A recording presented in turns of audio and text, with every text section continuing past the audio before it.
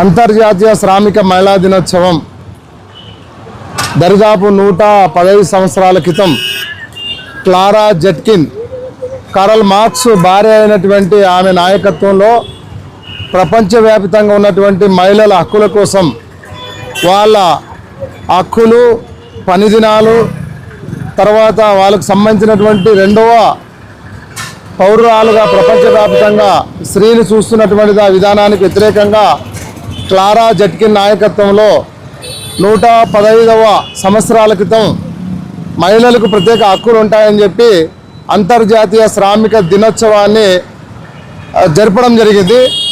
అదేవిధంగా ఈ మార్చి 8 ఇక్కడ ఆదోని జిల్లా సాధన జాయింట్ యాక్షన్ కమిటీ ఆధ్వర్యంలో 116వ అంతర్జాతీయ మహిళా దినోత్సవాన్ని పురస్కరించుకొని జరపడం జరుగుతుంది. ఆదోనిలో ఉంటున్నటువంటి మహిళలు, ఉద్యోగులు, తర్వాత వివిధ షాపింగ్ మాల్లో పనిచేస్తున్నటువంటి కార్మికులందరూ కూడా వచ్చేసి ఇక్కడ దీక్ష శిబిరం దగ్గర అంతర్జాతీయ శ్రామిక మహిళా దినోత్సవాన్ని విజయవంతం చేయాలని ఈ కార్యక్రమానికి అధ్యక్షతన కామ్రేడ్ సుజ్ఞానమ్మ POW శ్రీముక్తి రాష్ట్ర అధ్యక్షురాలు అయినటువంటి ఆమె ఆధ్వర్యంలో జరుగుతుంది.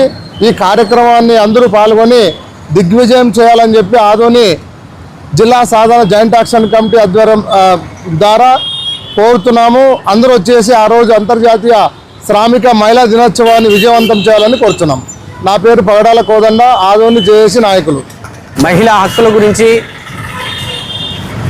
మన సుగుణమ్మ గారు ఆధ్వర్యంలో జరిగినటువంటి రేపు జరగబోయే కార్యక్రమానికి విజయవంతం జరగాలని, అలాగే మన యొక్క జేఏసీ వాళ్ళు ఆదోని జిల్లా సాధనకై వీళ్ళు ప్రయత్నిస్తున్న అందులో భాగంగానే విజయం చేకూర్చాలని సుగుణమ్మ గారికి, మహిళా సంఘ బృందానికి అందరికీ శుభాకాంక్షలు తెలియజేస్తున్నాం.